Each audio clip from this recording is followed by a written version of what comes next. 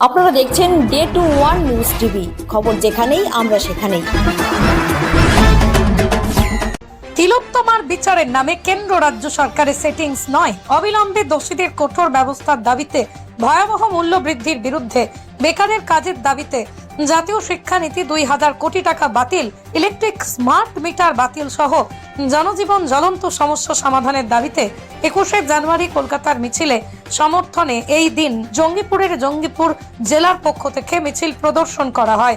মিছিল থেকে আওয়াজ ওঠে, যতদিন না পর্যন্ত তিলোত্তমার বিচার পাওয়া যাচ্ছে ততদিন আন্দোলন চলেই যাবে। আপনাদের আজকে কর্মসূচি কি ছিল? আমাদের কর্মসূচি ছিল আমাদের জঙ্গিপুর রামকৃষ্ণবাই একটা সাধারণ সভাতে আগামী 21শে জানুয়ারি সমস্ত সমস্যাগুলো সমাধানের দাবি নিয়ে কলকাতায় মহামিছিলের ডাক দেওয়া হয়েছে। এই মহামিছিল যেন সত্যিকারের মহামিছিলের রূপ পায়, তাই কর্মীদের নিয়ে আজকে দলের রাজ্য সম্পাদক এক সভা করেছে। মহামিছিলের মূল দাবিগুলো হচ্ছে আরজিকরের বিচার দ্রুত সম্পন্ন করতে হবে এবং দোষীকে দৃষ্টান্তমূলক শাস্তি দিতে হবে। স্মার্ট মিটারের নাম করে বিদ্যুৎকে পুরোপুরি কর্পোরেটদের হাতে তুলে দেওয়া চলবে না।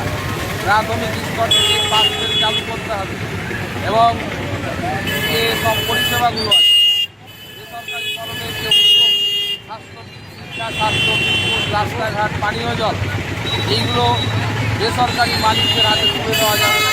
ধারাবাহিক আন্দোলনের পথ দিয়ে আগামী 21শে জানুয়ারি কলকাতায় মহামিছিলের ডাক দেওয়া হয়েছে। আপনার নাম, আমি সংগঠন কি, আপনি কি চার্জে আছেন? আমাদের জঙ্গিপুর কোঅর্ডিনেট সমন্বয়